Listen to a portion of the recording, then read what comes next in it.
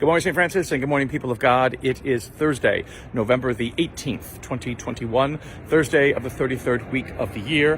Coming to you from the great green slope where our labyrinth is. Behind me over there, some trees already having lost their leaves, but still some retaining a little bit of the color. Our chapel and St. Caroline right there. And here comes, I think it's probably the 928 from Charlotte, American Airlines, going to land at RG at the airport. So today, on this Thursday of the 33rd week of the year, continuing the story of Maccabees. Again, it gets the passages are quite long in the narrative that they are showing of the resistance that begins to build against the Greek incursions into the traditions and the identity of Judaism. And now Matthias is named as one of the leaders of the Jewish community who stands up to the Greeks and who does not, and who kind of will not permit himself or his fellow Jews from participating in the sacrifices, which would again defile them and give lie to their relationship and their covenant with God. There is one Jew, though, who comes forward to attempt to do a sacrifice, and unfortunately he is killed at the altar, murdered at the altar, blood all over the altar that is human and not necessarily from the sacrifice itself.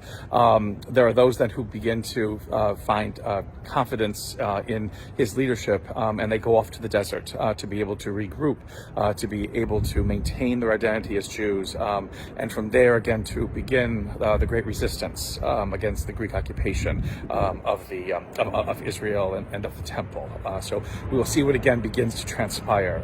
This very violent and very difficult chapter in Israelite history, but again one that attempts to show in some ways the vigilance and the fidelity that one can have towards God, towards God's commands, even in the midst of difficult, trying, and terrifying times. Nothing more perhaps can be said, because again it is such a violent book within this. In the gospel today, however, again an interesting contrast that begin to happen, because the city of Jerusalem itself, again Hebrew for haven of peace, city of peace, because that's what Jerusalem was supposed to be. And yet in Jesus' time it may have been anything but that. In our time it is perhaps anything but that. A city of constant conflict, a city of constant divisions, issues, problems, all kinds of anger and frustrations can be experienced in the city of Jerusalem.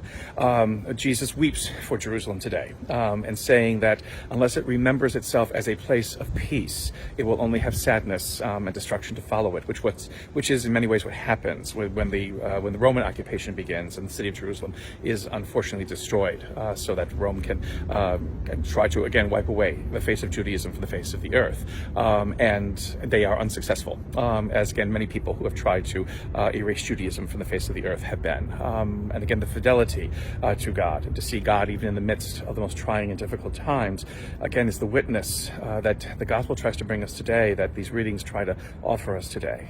What does it mean to be faithful in times in which faith seems utterly meaningless and purposeless?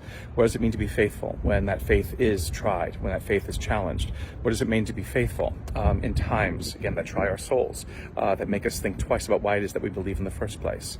A faith that grounds itself in trust in God is the faith that succeeds in these times, and the faith that offers hope, that offers salvation, that offers mercy and witness of the greater things that God has in store for us to the world.